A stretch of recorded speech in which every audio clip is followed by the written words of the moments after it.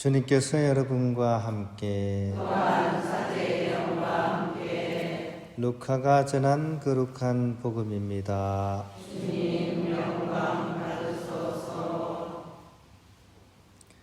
예수님께서 어떤 곳에서 기도하고 계셨다. 그분께서 기도를 마치시자 제자들 가운데 어떤 사람이 주님, 요한이 자기 제자들에게 가르쳐 준 것처럼 저희에게도 기도하는 것을 가르쳐 주십시오 하고 말하였다. 예수님께서 그들에게 이르셨다. 너희는 기도할 때 이렇게 하여라. 아버지의 이름을 거룩히 드러내시며 아버지의 나라가 오게 하소서. 날마다 저희에게 일용할 양식을 주시고 저희에게 잘못한 모든 일을 저희도 용서하오니 저희의 죄를 용서하시고 저희를 유혹에 빠지지 않게 하소서. 주님의 말씀입니다. 그리스도님 찬미합니다. 평화를 빕니다.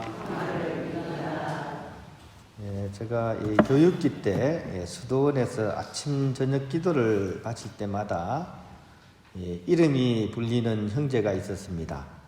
이름이 일용이라는 형제였어요. 1년 후배였는데, 그래서 주님의 기도를 바칠 때마다 일용할 양식을 주시고 하면 그 형제가 막 이름이 나오니까 형제들이 야, 형제 이름이 늘 기도에 나오니까 좋겠다, 이런 얘기를 한 적이 있었습니다. 그런 의미에서 주님의 기도는 청원기도처럼 여겨집니다. 왜냐하면 일용할 양식을 달라고 기도를 드리니까요.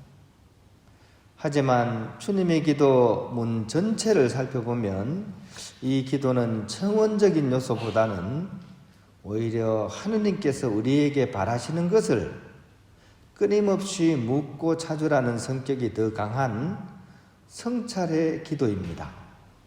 즉, 일용할 양식을 주시고는 잠깐 있고요. 그 이전에 뭐가 있냐?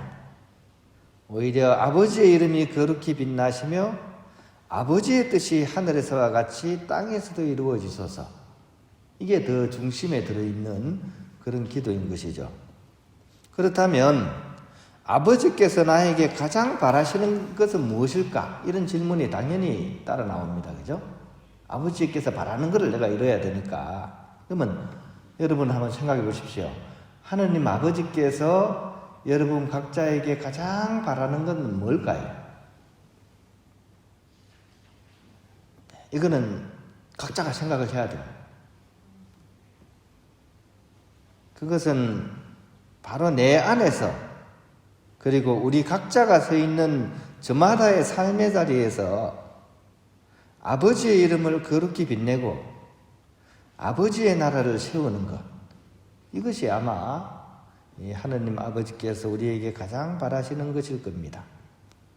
그런데 그러기 위해서는 꼭 알아야 될 필요 충분 조건, 즉 삶의 핵심적인 요소가 있습니다. 그건 뭐냐 하면 내가 어떤 존재인가 하는 것을 아는 것입니다. 다른 말로 나는 누구인가? 동양으로 놓으면 거죠. 시신마, 이먹고, 이것이 무엇인가 하는 겁니다. 나는 어떤 존재인가? 나는 무엇인가? 즉, 나라는 존재의 가장 깊고도 진실된 그 심연에서 어떤 소리가 들려옵니다. 이 소리를 들을 수 있는 사람, 이 소리가 들리는 사람, 노래로 부르면 이렇게 사랑한다 너를, 사랑한다 너를. 우리 존재의 가장 깊은 곳에서 사랑이신 하느님이 우리를 이렇게 부르고 계십니다. 이 소리가 들리는 사람만이 세상 속으로 당당하게 걸어 들어갈 수가 있습니다. 왜냐하면 내 삶의 미천이 든든하기 때문입니다. 삶의 미천이 든든해야지 자신 있게 걸어갈 수 있는 거죠. 하다못해 지갑이라도 두둑해야지 걸음걸이가 씩씩해지지 않습니까? 그죠? 호주머니가 약한 사람은 어떻습니까? 어깨가 축 처지죠, 그죠? 삶의 미천이 든든해야 됩니다. 이것이 약한 사람은 세상에 나가자마자 세상의 질문에 그냥 하염없이 흔들립니다. 네가 사랑받는다고? 그러면 네가 사랑받는다는 것을 증명해봐라, 이렇게 얘기를 합니다, 세상에서는. 너의 가치와 너의 쓸모를 증명해봐라. 뭔가를 보여줘봐라. 유명해지거나 출세를 해봐라.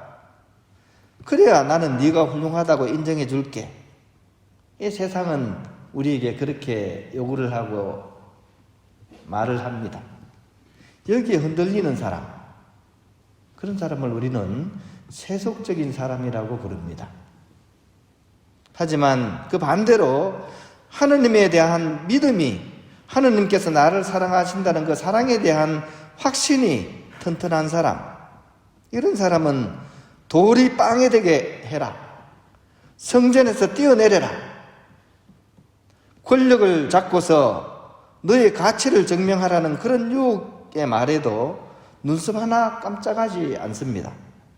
왜냐하면 나는 아무것도 입증할 필요가 없기 때문입니다. 나는 이미 사랑을 받고 있는 존재이기 때문입니다.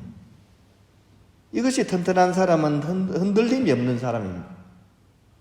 그런 사람이 바로 예수님을 닮은 그리스도인이라는 사실을 우리가 꼭 기억을 했으면 좋겠습니다.